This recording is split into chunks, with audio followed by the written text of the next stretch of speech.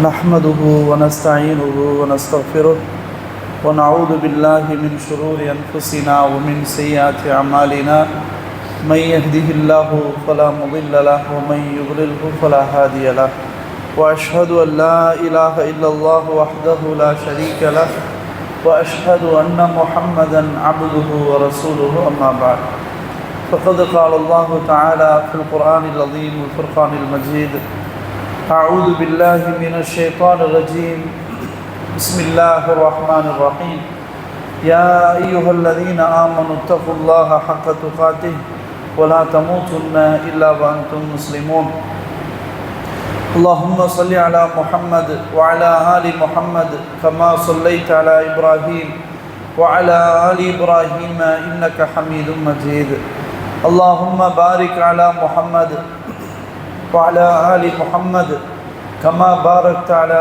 إبراهيم وعلى آل إبراهيم إنك حميد مجيد அன்புள்ள சகோதரர்களே, பெரியோர்களே, சகோதரிகளே, தாய்மார்களே, அல்லாஹ்வுடைய பேரருளால் நாம் எல்லாம் கடமையான ஜும்மா என்ற வணக்கத்தை நிறைவேற்றுவதற்காக வேண்டி இங்கு அல்லாஹ்வுடைய வீட்டிலே ஒன்று கூடியிருக்கிறோம். அதிலும் குறிப்பாக ஜும்மாவினுடைய முழு நன்மையை அடைந்து கொள்ள வேண்டும் என்ற நோக்கத்தில் முன்கூட்டியே நாம் எல்லாம் அமர்ந்திருக்கிறோம். அல்லாஹ் சுப்ஹானஹு வ தஆலா நம்முடைய தூய்மையான எண்ணங்களுக்கேற்ப நற்கூலிகளை வழங்கி அருள் புரிவானாக என்று ஆரம்பத்தில் துஆ செய்து கொள்கிறேன். அன்புள்ளவர்களே, சுய பரிசோதனை, செல்ஃப் இவாலுவேஷன். சுய பரிசோதனை என்று சொன்னால் நம்மை நாம் கேட்டு சோதனை செய்வதற்கு தான் சுய பரிசோதனை. நம்முடைய செயல்பாடுகள், நம்முடைய நல்ல காரியங்கள், என்ன நாம் செய்கிறோம், செய்து கொண்டிருக்கிறோம், என்ன செய்து முடித்தோம் என்பதை ஒவ்வொருவரும் பரிசோதனை செய்வதற்கு சுய பரிசோதனை என்று சொல்லப்படும். அல்லாஹ் சுப்ஹானஹு வ தஆலா திருமறை குர்ஆனில் சுய பரிசோதனை செய்யுங்கள் என்று சொல்கிறார்.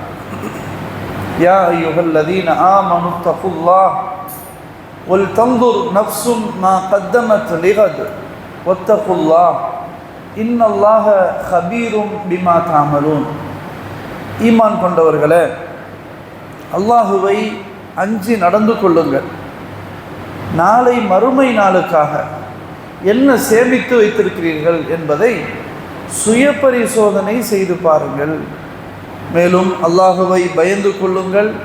நிச்சயமாக அல்லாஹ் நீங்கள் செய்பவற்றை நன்கு அறியக்கூடியவனாக இருக்கின்றான் என்று அல்லாஹ் சுப்ஹானஹு வ தஆலா இந்த வசனத்தில் இவ்வாறு கூறுகிறார். அன்பானவர்களே, இப்போ நல்ல கவனிங்க. ஈமான் கொண்டவர்களே என்று அல்லாஹ் அழைத்து அல்லாஹுவை பயந்து கொள்ளுங்கள் என்று சொல்கிறார். அல்லாஹுவை பயந்து நடந்தால் நம்முடைய எல்லா செயல்பாடுகளும் சரியானது நிலைக்கு வந்துவிடும். மட்டுமல்லாமல் அடுத்ததாக அல்லாஹ் சொல்கிறார், நாளை மறுமை நாளுக்காக. அல்லாஹ் இங்கு மறுமை நாளுக்காக கூட சொல்லலை, நாளை, உன்னுடைய நாளைக்காக என்ன சேமிப்பு சேர்த்திருக்கிறாய் என்பதை சுய பரிசோதனை செய்து பார்க்கட்டும் என்று அல்லாஹ் சுப்ஹானஹு வ தஆலா சொல்கிறார். பண்புள்ளவர்களே, சுய பரிசோதனை நிச்சயமாக நாம் ஒவ்வொருவரும் அதை நாம் அந்த நிலையை கையில் எடுத்து ஆக வேண்டும். அப்படி நம்மை நாம் பரிசோதனை செய்து பார்த்தாதான் நம்மிடத்தில் இருக்கக்கூடிய பிழைகள், தவறுகள், குறைபாடுகள் என்ன என்பதை கண்டு கொள்ள முடியும். நம்முடைய செயல்பாடுகள் அப்படியே செய்து கொண்டிருப்போம், ஆனால் நம்ம சிந்திக்க மாட்டோம். அப்படி சிந்திக்கலேன்னு சொன்னால் நம்ம செய்யக்கூடிய எந்த குறைபாடுகளும் நமக்கு குறைகளாக தெரியாது. எனவே தான் அல்லாஹ் சுப்ஹானஹு வ தஆலா நாளை மறுமை வாழ்க்கைக்காக நீ என்ன சேமித்து வைத்திருக்கிறாய் என்பதை சுய பரிசோதனை செய்து பார் என்று அல்லாஹ் சுப்ஹானஹு வ தஆலா சொல்கிறார். அன்பானவர்களே, அப்போ அந்த சுய பரிசோதனை நாம் எத்தனை தடவை நம்ம செய்து பார்த்துருப்போம். நான் என்ன செய்கிறேன், நான் என்ன செய்து முடித்தேன். ரொம்ப காலம்லாம் போக வேண்டாம். நேற்று வியாழக்கிழமை காலையில் எழுந்தது முதல் இரவுல படுக்கை வரையிலும் நான் என்னென்ன காரியங்களை செய்தேன் அப்படின்றத நம்ம ஒரு சுய பரிசோதனை செய்து பார்த்தா நமக்கு எல்லாம் விளங்கிடும். அதுக்கு முன்னாடி உள்ளதெல்லாம் நமக்கு மறந்து போயிடும், மனுஷன் மறதியால. அப்போ அன்றாடம் ஒவ்வொருவரும் நம்முடைய நிலைகளை சுய பரிசோதனை செய்து பார்த்தால் நம்மால் சில குறைகளை மாற்றி அமைக்க முடியும்.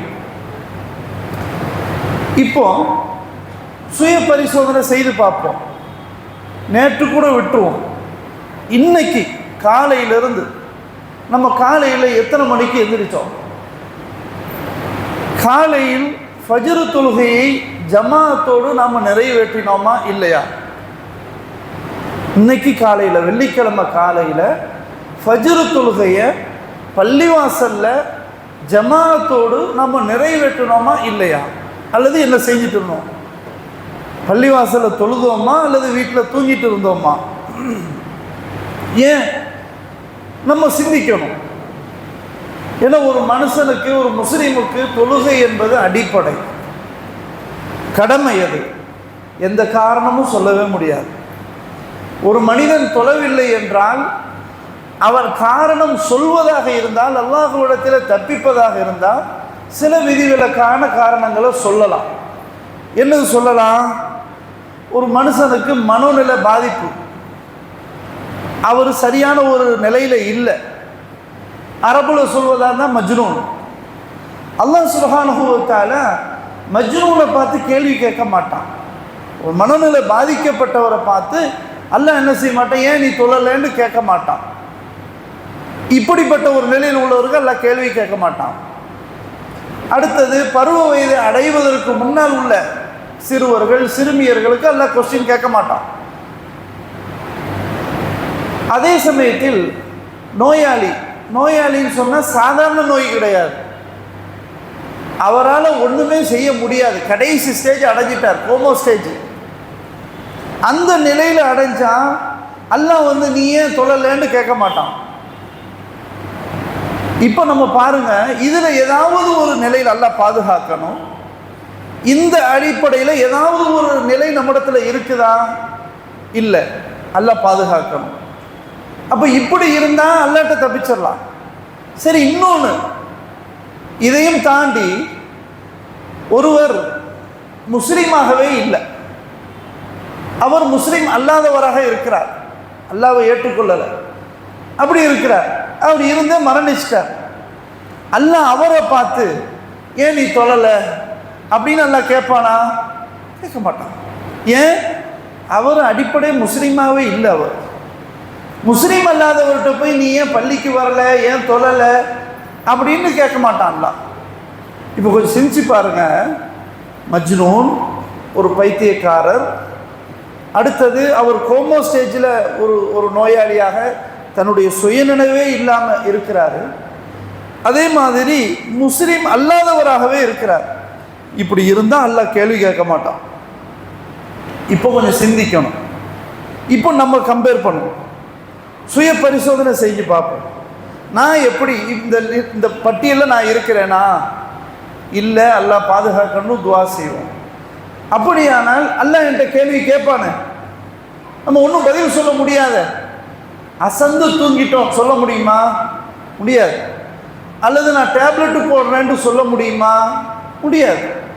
இன்னைக்கு சிலருக்கு என்னன்னு சொன்னால், மருத்துவர்கள் என்ன சொல்கிறாங்கன்னா, ஒரு 7 மணி நேரம் தொடர்ச்சியான ஒரு தூக்கம் இருக்கணும், அப்போ தான் உங்களுக்கு டீப் ஸ்லீப்பு கிடைக்கும்.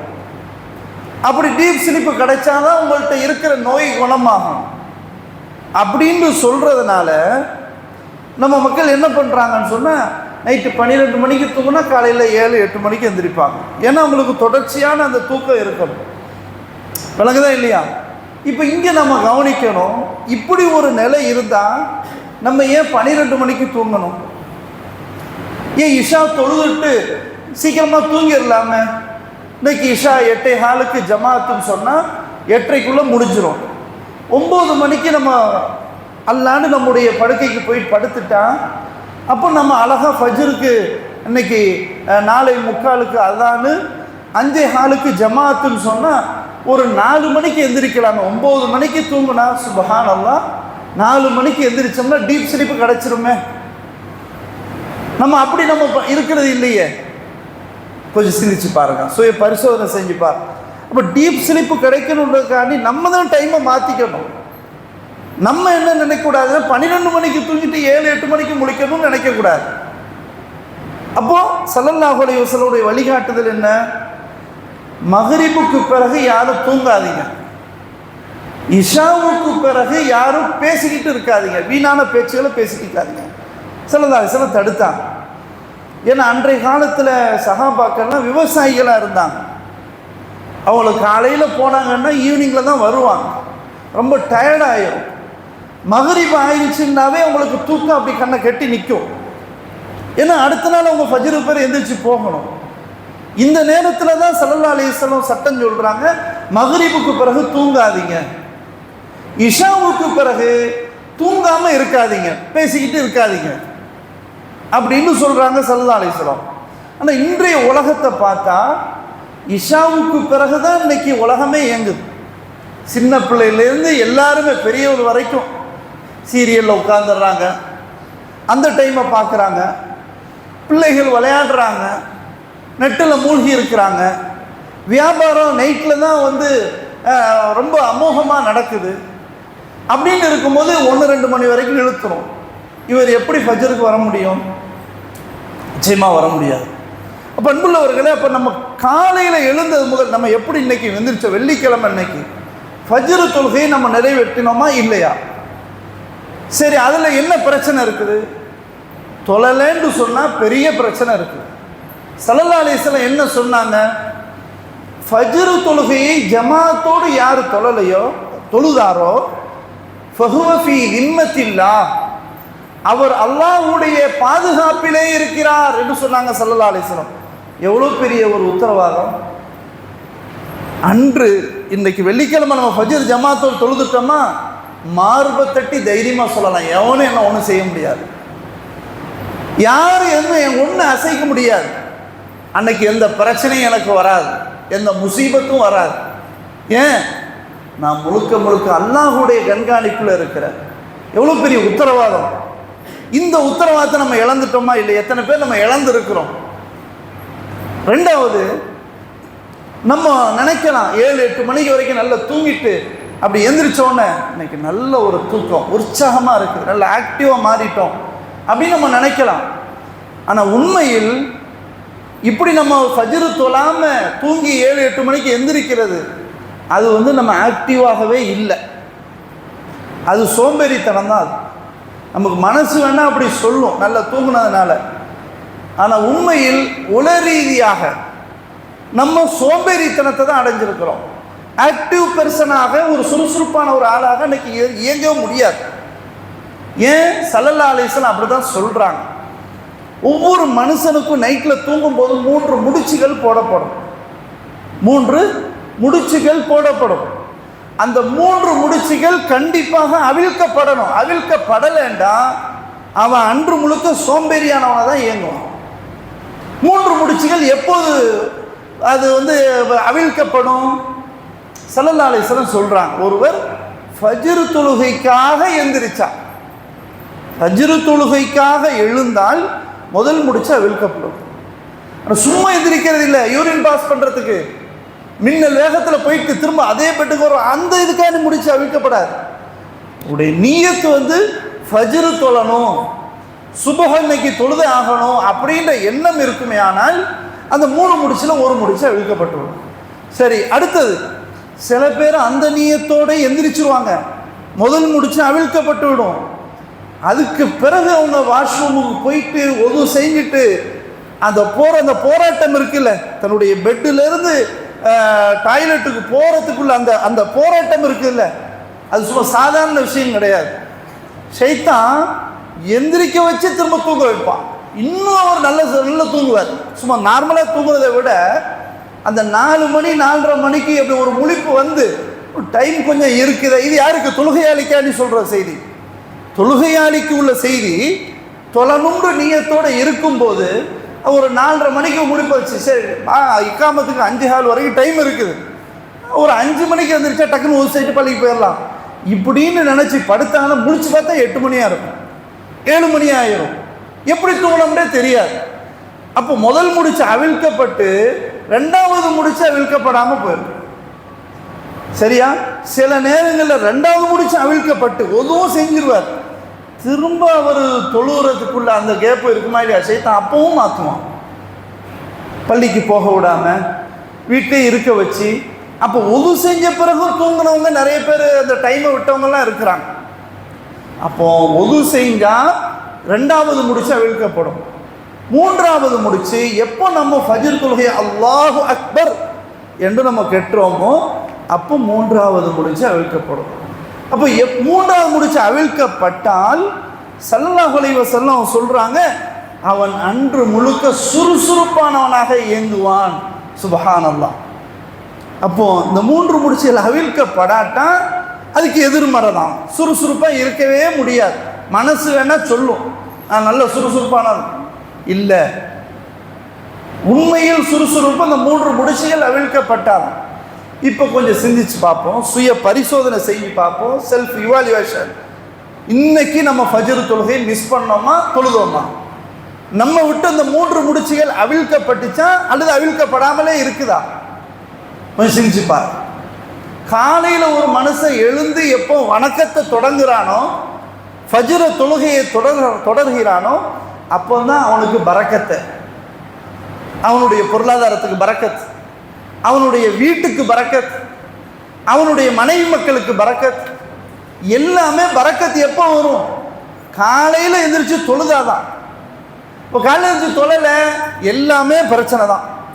நம்ம என்ன சம்பாதிச்சாலும் சரி பிரச்சனை வரத்தான் செய்யும். காரணம் அல்லவா அடிப்படையே கொடுக்கு வணக்கமே இல்லையே காலையில் அப்படின்னு இருக்கும்போது பிரச்சனை ஏன் வராது?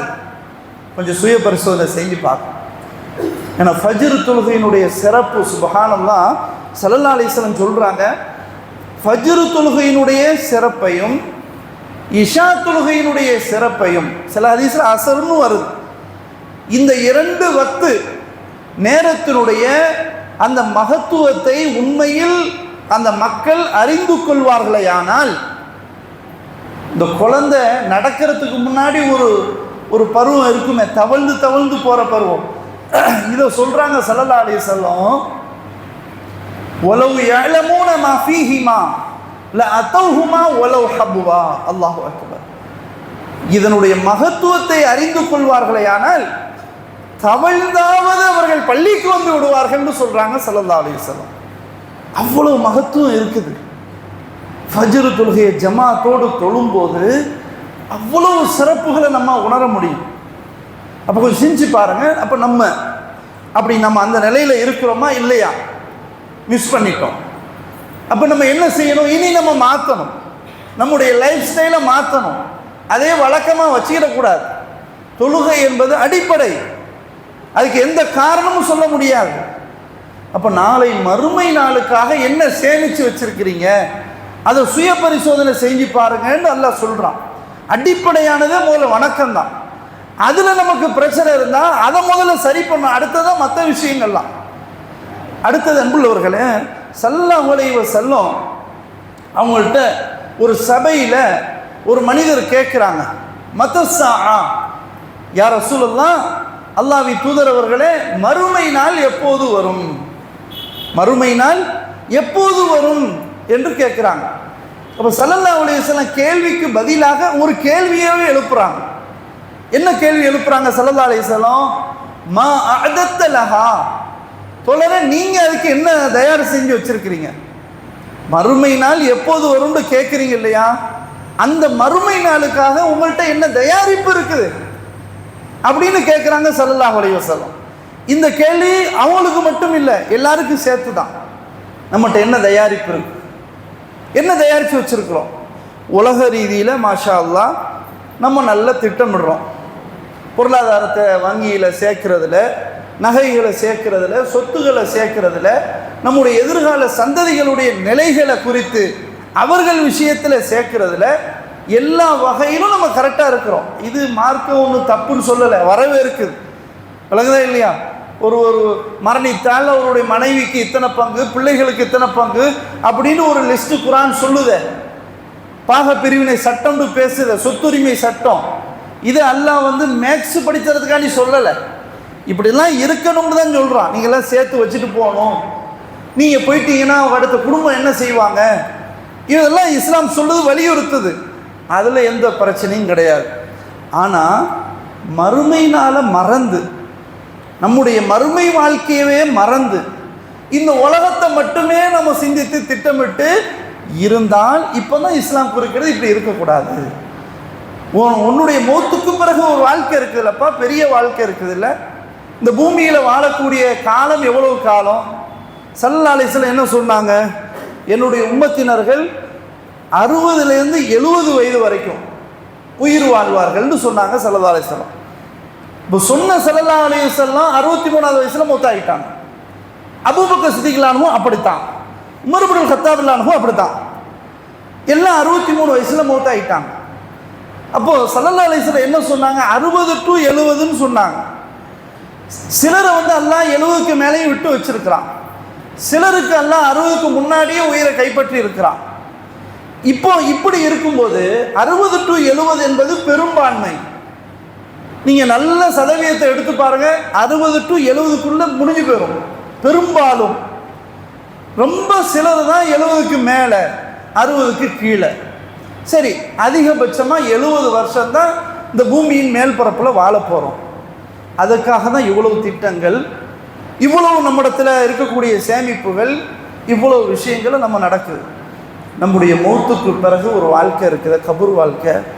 எவ்வளோ பெரிய வாழ்க்கை, கொஞ்சம் சிந்திச்சு பாருங்கள். அங்கே நம்ம யாரும் இருக்க மாட்டாங்க. நம்ம இங்கேயாவது நமக்கு ஏதாவது ஒரு நோயா நொடியா கஷ்டமாக குடும்பம் வந்துடும், மகன் வருவார், வாப்பா வருவார், பிள்ளைகள் வருவாங்க, மற்றவர்கள் வருவாங்க, எல்லாம் வந்துடுவாங்க. கபருக்குழியில் நம்ம தன்னந்தனியாக தான் இருப்போம். கபருக்குழி அதுக்கு ஒரு லிமிட் தான், அளவு தான். அந்த அளவுக்குள்ளே தான் நம்மளுக்கு வைப்பாங்க. நமக்கு அங்கே எதையும் கொண்டு போக முடியாது. நம்மகிட்ட என்ன சொத்து பத்து என்ன இருந்தாலும் சரி, கையில் ஒரு வெள்ளி மோதிரம் இருந்தாலும் கழட்டி விட்டுருவாங்க. இதுதான் துன்யா. இப்போ நம்ம என்னத்தை கொண்டு போக போகிறோம் கபருக்குழியில்?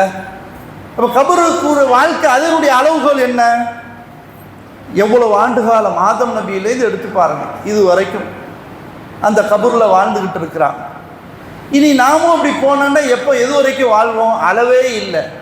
எப்போ கியாமத்து நாள் வருதோ அது வரைக்கும் அங்கே தான் கபூர் வாழ்க்கை தான். அப்போ பூமியின் மேல் பரப்பில் வாழ்வதை விட பூமியின் கீழ்பரப்பில் வாழக்கூடிய காலம் மிக நீண்ட காலம். அதுக்கு நம்ம இடத்துல என்ன தயாரிப்பு இருக்கு? ஒரு பேச்சுக்கு, ஒரு வாதத்துக்கு, ஜும்மா தொழுதுட்டு நம்ம வீட்டுக்கு போன உடனே மலக்குள் மௌத்து உயிரை கைப்பற்றுவார் அப்படின்னு அல்லாஹ் ஒரு விதி எழுதி வச்சிருக்கான்னு வைங்கள, ஒரு பேச்சுக்கு நம்ம தயாரா? உயிர் அல்லாஹ் எடுக்கிறதுக்கு நம்ம தயாரா? நம்ம தயார் இல்லையே, அல்லாஹ் எப்படி நாடி இருக்கிறான்னு அது நடந்துடும், அது வேற விஷயம். ஆனால் ஒரு சிந்தனைக்காக சொல்கிறேன், நமக்கு அல்லாஹ் உயிரை எடுக்கணும்னு அல்லாஹ் நாடிட்டான். அப்படி நம்மகிட்ட ஒரு பேச்சுக்கு நம்மகிட்ட ஒரு கருத்து மாதிரி வருது. நம்ம ரெடியா? மூத்துக்கு ரெடியா? இல்லையே, நான் ரெடி இல்லையே, எனக்கு என்னென்ன தேவைகள் இருக்குது, இவ்வளோ அனுபவிக்க வேண்டி இருக்குது, இவ்வளோ பிரச்சனைகள் இருக்குது, இவ்வளோ கடன்கள் இருக்குது, என்னென்னமோ இருக்குது. என் பிள்ளையை நான் அப்படி பார்க்கணும், என் பேர பிள்ளைகளை பார்க்கணும், பல கனவுகள் இருக்குமா இல்லையா? இப்போ நான் தயார் இல்லையே.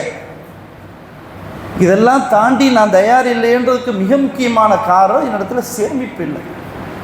என்ன சேமிப்பு? அல்லாஹுடைய பேங்கில் என்னுடைய சேமிப்பு ஒன்றுமே இல்லை, பூஜ்ஜியம். உலக விஷயத்தில் உள்ள சேமிப்பு இல்லை. அல்லாஹுடைய வங்கியில் எனக்கு ஒரு சேமிப்பு இல்லை. சேமிப்பு இருந்தால் நான் ரெடின்னு சொல்லுவேன், எப்போ வேணாலும் நான் ரெடி. அப்படி சொன்னவங்க, அதுக்கு ரெடியாக இருந்தவங்க சஹாபாக்கள், நபி தோழர்கள் ரெடியாக இருந்தாங்க. எப்போ வேணாலும் உயிர் வரட்டும், ரெடி. அந்த மாதிரி ஸல்லல்லாஹு அலைஹி வஸல்லம் உருவாக்கிட்டு போனாங்க. இப்போ அவங்களுக்கு குடும்பம் இல்லையா, வியாபாரம் இல்லையா, தொழில் இல்லையான்னு கேட்கக்கூடாது, எல்லாமே இருந்துச்சு சிறப்பாக. சஹாபாக்கள் மட்டும் சும்மா உட்கார்ந்துக்கிட்டு இருக்கலை, அவங்களும் வியாபாரம் செஞ்சுட்டு தான் இருந்தாங்க. ஸல்லல்லாஹு அலைஹி வஸல்லம் அவங்களும் சும்மா உட்காரலை, அவங்களும் இது மாதிரி பயான் பண்ணிக்கிட்டு 4 அட்வைஸ் பண்ணிக்கிட்டு இப்படியே அவங்க வாழ்நாளை ஓட்டிக்கிட்டு இருக்கலை. அவங்க ஒரு பெரிய பிஸ்னஸ் மேனாக இருந்தாங்க ஸல்லல்லாஹு அலைஹி வஸல்லம். அவங்க மட்டும் இல்லை, அல்லாஹுவால் அனுப்பப்பட்ட எல்லா இறை தூதர்களும், சுப்ஹானல்லாஹ், எல்லா இறை தூதர்களும் ஸல்லல்லாஹு அலைஹி வஸல்லம் சொல்கிறாங்க, ஆடு மேய்க்காமல் இருந்தது இல்லை. எப்படி? ஆடு மேய்க்காமல் எல்லா இறை தூதர்களும் இருக்காம இல்லை, எல்லாரும் ஆடு மேய்ச்சாங்க. அப்போ ஸல்லல்லாஹு அலைஹி வஸல்லம் கேட்குறாங்க மக்கள், இதை சொன்ன உடனே யார் ரசூலல்லாஹ் நீங்களும் ஆடு மேய்ச்சிங்கன்னு கேட்குறாங்க. ஆமாம், நானும் ஆடு மேய்ச்சேன், சில காசுக்காக, மக்காவுடைய சில காசுக்காக நானும் ஆடு மேய்ச்சிருக்கிறேன்னு சொன்னாங்க ஸல்லல்லாஹு அலைஹி வஸல்லம். இன்னும் சொல்ல போனால் அவங்க முதல் திருமணமே அன்னை ஹதீஜா ரலியல்லாஹு அன்ஹா அவங்க கவர்ந்தது இவருடைய வியாபாரத்தினுடைய அந்த திறன், அவருடைய வியாபாரத்தினுடைய ஒழுக்கம், நாணயம், அவர்களுடைய அமானித தன்மை, இதில் ஈர்க்கப்பட்டு தான் நான் முடிச்சுக்கிறேன்னு அவங்க தான் முன் வந்து கேட்டாங்க. அப்போது நம்ம என்ன நினைக்கிறோன்னா, சஹாபாக்கள்னு சொன்னால் அவங்க வேற நம்ம வேற, அவங்க காலம் வேற நம்ம காலம் வேற, நம்ம எப்படி இருக்க முடியும், இப்படி நம்ம நினைக்கக்கூடாது. இன்னும் சொல்ல போனால் சஹாபாக்களுடைய காலத்தை விட நம்ம தான் அட்வான்ஸ்டாக இருக்கிறோம். எல்லாத்தையும் நம்ம ஒப்பிட்டு பார்த்தா, அவங்களுடைய உணவுலேருந்து, அவங்களுடைய வீடுலேருந்து, அவங்களுடைய ட்ரெஸ் கோடு, அதிலிருந்து எல்லா விஷயங்களும் பார்த்தா நேரம் இல்லைன்னு நம்ம சொல்ல முடியாத அளவுக்கு நம்ம இருக்கிறோம் அவங்களோட கம்பேர் பண்ணி பார்க்கும்போது. அதனால நம்ம வந்து என்ன செய்யக்கூடாது, சஹாபாக்கள்னு சொல்லும்போது அந்த காலம்னு சொல்லிட்டு இப்படி போயிடக்கூடாது. அப்போ சஹாபாக்கள் ரெடியாக இருந்தாங்க, மூத்துக்கு ரெடியாக இருந்தாங்க. எப்படிலாம் ரெடியாக இருந்தாங்க, ஒன்று ரெண்டு சொல்வதாக இருந்தால், ஒரு தடவை ஒரு ஜனாசா, பள்ளியில் ஜனாசா தொலை வைக்கிறாங்க ஸல்லல்லாஹு அலைஹி வஸல்லம். அப்படி தொலை வைக்கும்போது ஸல்லல்லாஹு அலைஹி வஸல்லம் நிறைய துஆக்கள் ஓதுறாங்க. தொழுகையில், ஜனாசா தொழுகையில் துஆ ஓதுறாங்க, எக்ஸ்ட்ராவாக துஆ கேட்குறாங்க. அல்லாஹும்ம நக்கிஹி மினல் ஹதாயா கமா யுனக்க ஸௌபுல் அபியது மினத் தனஸ். இந்த தக்பீர் கட்டிட்டு நம்ம ஓதுவோமே, வஜ்ஜஹத்து ஓதுவோம், சனா சுப்ஹானக்கல்லாம் ஓதுவோம், அல்லது அல்லாஹும்ம பாயித் பைனி ஓதுவோம், எல்லாம் ஹதீஸில் இருக்குது. இதில் உள்ள ஒரு இதைத்தான் ஸல்லல்லாஹு அலைஹி வஸல்லம் துஆ கேட்குறான், யா அல்லாஹ் அவரை பனி கட்டியாலும் ஆலங்கட்டியாலும் அவருடைய பாவங்களை நீ கரைத்து விடுவாயாக. இப்படின்லாம் அந்த ஜனாசாக்காண்டி ஸல்லல்லாஹு அலைஹி வஸல்லம் துஆ கேட்குறாங்க ஸ்பெஷலாக. பின்னால் இருந்த ஒரு சஹாபி சொல்கிறாங்க, ஸல்லல்லாஹு அலைஹி வஸல்லம் இப்போது பிரார்த்தனை செய்து தொலை வைக்கிற அந்த ஜனாசா நானாக இருந்திருக்கக்கூடாதா? சுப்ஹானல்லாஹ், எப்படி அது நானாக இருந்திருக்கக்கூடாதா? சும்மா ஒரு வெளிப்படையான வார்த்தைக்காண்டி சொல்லலை, உள்ளிருந்து சொல்கிறான். ஏன்? ஸல்லல்லாஹு அலைஹி வஸல்லம் துஆ அது அவருக்கு கிடைச்சிருக்குது, எனக்கு அது கிடைச்சிருக்கணுமே. அப்போ அந்த ஜனாசாவாக நான் இருந்திருக்கக்கூடாதான்னு நினச்சி பார்க்குற அளவுக்கு சஹீஹ் புகாரியில் வரக்கூடிய ஹதீஸ் இது. இப்போ அந்த அளவுக்கு சஹாபாக்கள் ரெடியாக இருந்தாங்க. அது மட்டும் இல்லை, இன்னொரு தடவை ஒரு சபையில் ஸல்லல்லாஹு அலைஹி வஸல்லம் அவங்களுக்கு ட்ரெஸ்ஸு தேவைப்பட்டுச்சு. ஒரு ட்ரெஸ்ஸு, ஒரு முழுமையான ட்ரெஸ் இல்லாமல் இருந்தாங்க ஒரு நேரத்தில். அப்போ ஒரு பெண்மணி என்ன செய்கிறாங்கன்னா, ஒரு ட்ரெஸ்ஸை தயார் செஞ்சுட்டு அவங்க தைச்சிட்டு, கையால் தைச்சிட்டு வந்து கிஃப்ட் பண்ணுறாங்க. அது ஸல்லல்லாஹு அலைஹி வஸல்லம் அவங்க அன்பளிப்பாக இருந்தால் வாங்கிக்கிடுவாங்க. சதக்கா ஜகாத் அதான் வாங்க மாட்டாங்க, அன்பளிப்புன்னா வாங்கிக்கிடுவாங்க. அந்த அன்பளிப்பை வாங்கிக்கிட்டாங்க. வாங்கிட்டு அந்த ட்ரெஸ்ஸை போய் அறைக்குள்ளே போய் போட்டுட்டு திரும்ப வந்து உட்கார்றாங்க. உட்கார்ந்த உடனே அந்த சபையில் இருந்த ஒரு சஹாபி கேட்குறாங்க, யார் ரசூலல்லாஹ் நீங்கள் இப்போ அந்த ட்ரெஸ்ஸு போட்டிருக்கீங்க இல்லையா, அந்த ட்ரெஸ்ஸை எனக்கு தாங்கலைன்னு கேட்குறாங்க. அன்பளிப்பாக போட்ட அடுத்த நிமிஷத்துலேயே வந்து கேட்குறாங்க. ஸல்லல்லாஹு அலைஹி வஸல்லம் அவங்கள்ட்ட இருக்கிற சிறப்பான ஒரு பண்பு என்னன்னா, எதை கேட்டாலும் இல்லைன்னு மறுக்க மாட்டாங்க, கொடுத்துருவாங்க. இப்போ தானே நமக்கு ஒரு கிஃப்ட் வந்திருக்குது, அதுவும் அந்த பெண்மணி ஆசையாக நான் உங்களுக்காக என் கையால் செஞ்சுட்டு வந்தேன்னு வேற சொல்கிறாங்க. அந்த நேரத்தில் உங்களுக்கு அந்த ட்ரெஸ்ஸு தேவையும் இருக்குது அப்படின்னு இருந்து கூட இவர் கேட்குறாரு, முடியாதுன்னு சொல்லலை. திரும்ப அறைக்குள்ளே போய் அதை கழட்டுறதுக்காண்டி போகிறாங்க. இந்த கேப்பில் இருக்கிற சஹாபாக்கள் இருந்தாங்க இல்லையா, யார் கேட்டாரோ அவரை லெஃப்ட் அண்ட் ரைட்டு வாங்குறாங்க. எப்படி கேட்கலாங்க? சொல்லா கேட்டால் தருவாங்க, மறுக்க மாட்டாங்கன்ற தைரியத்தில் தானே கேட்குறேன். அவங்களுக்கு அந்த ட்ரெஸ்ஸு தேவைப்பட்டதில்லை. அந்த அம்மா இப்போ தானே அன்பளிப்பு செஞ்சாங்க, இவ்வளவு தெரிஞ்சு நீ அதை கேட்குறியே இப்படின்னு கேட்டுக்கிட்டே இருக்கிறாங்க, சத்தம் போடுறாங்க. அவர் ஒன்றுக்கும் பதில் சொல்லலை, அமைதியாகவே இருக்கிறாங்க. என்ன வேணாலும் கேளுங்க, பேசுங்க.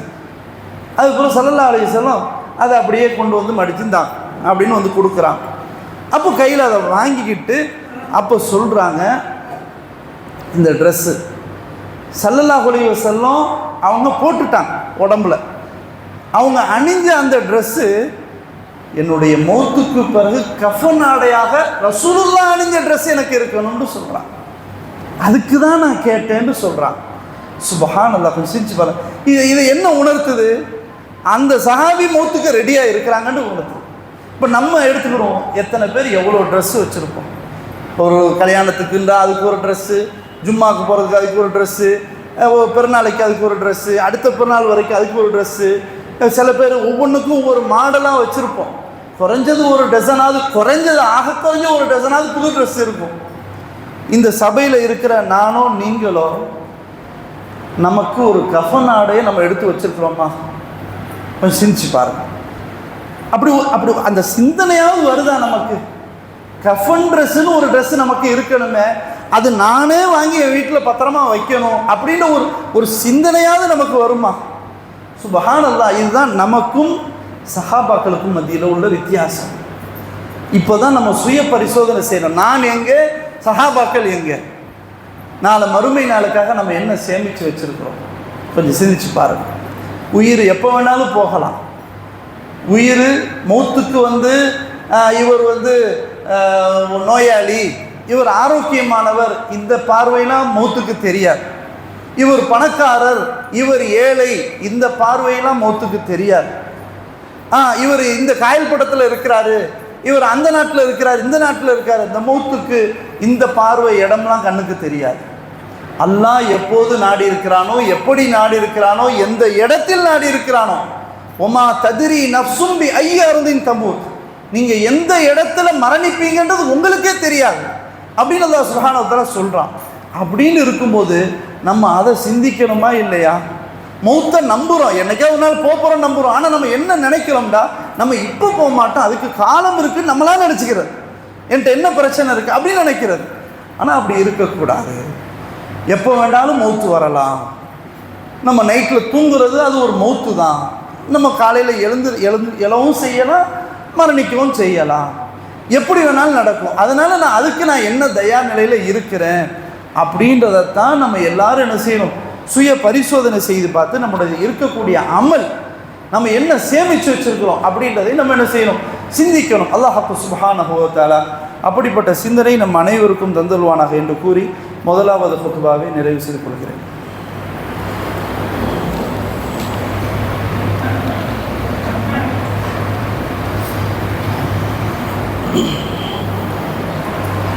அல்ஹம்துலில்லாஹ் வஸ்ஸலாத்து வஸ்ஸலாமு அலா ரசூலில்லாஹ் முஹம்மது பின் அப்துல்லாஹி ஸல்லல்லாஹு அலைஹி வஸல்லம். அப்பால் அன்புள்ள சகோதரர்களே, ஜும்மாவுடைய நாள் வெள்ளிக்கிழமை மிக முக்கியமான ஒரு நாள். நம்ம எல்லோருக்குமே தெரியும். கிறிஸ்தவர்களுக்கு ஞாயிற்றுக்கிழமை சிறப்பிற்குரிய நாள், யூதர்களுக்கு சனிக்கிழமை சிறப்பிற்குரிய நாள். இதை ஸல்லல்லாஹு அலைஹி வஸல்லம் சொல்கிறாங்க. சஹீஹ் புகாரியில் இடம்பெற்றிருக்கு. ஸல்லல்லாஹு அலைஹி வஸல்லம் உம்மத்தினர்களாகிய நமக்கு வெள்ளிக்கிழமை என்பது சிறப்பிற்குரிய நாள். இன்னும் ஸல்லல்லாஹு அலைஹி வஸல்லம் எப்படிலாம் சொல்லியிருக்கிறாங்கண்டா, பூமியில் உதிக்கக்கூடிய நாட்கள்லேயே மிகச்சிறந்த நாள் வெள்ளிக்கிழமை என்று சொல்கிறாங்க. அடுத்தது, வெள்ளிக்கிழமை ஒரு நேரம் இருக்குது, அந்த நேரத்தில் யாராவது பிரார்த்தனை துவா செஞ்சால் அல்லாஹ் அந்த நேரத்தில் அங்கீகரிப்பான்னு சொல்கிறாங்க. ஆனால் அந்த நேரம் எந்த நேரம்ன்றது ஸல்லல்லாஹு அலைஹி வஸல்லம் சொல்லலை. சொன்னால் எல்லாரும் அந்த நேரத்தில் கேட்டிருப்போம். அதை சொல்லாமலே விட்டுட்டாங்க, அல்லாஹ்வுடைய நாட்டம். ஆனால் அப்படி ஒரு சிறப்பு இருக்குது, எந்த நேரம்னு சொல்ல முடியாது.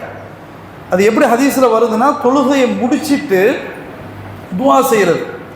அப்படி செய்தால் அல்லாஹ் அந்த நேரம் அவன் ஏற்றுக்கொள்ளப்படக்கூடிய நேரமாக இருந்தால் அதில் ஏற்றுக்கிடுவான், அது அல்லாஹ் அந்த கபூல் செஞ்சுருவான், நம்ம என்ன கேட்டாலும் அது நடந்துடும், கபூல் ஆயிரும் அப்படின்னு சொன்னாங்க ஸல்லல்லாஹு அலைஹி வஸல்லம்.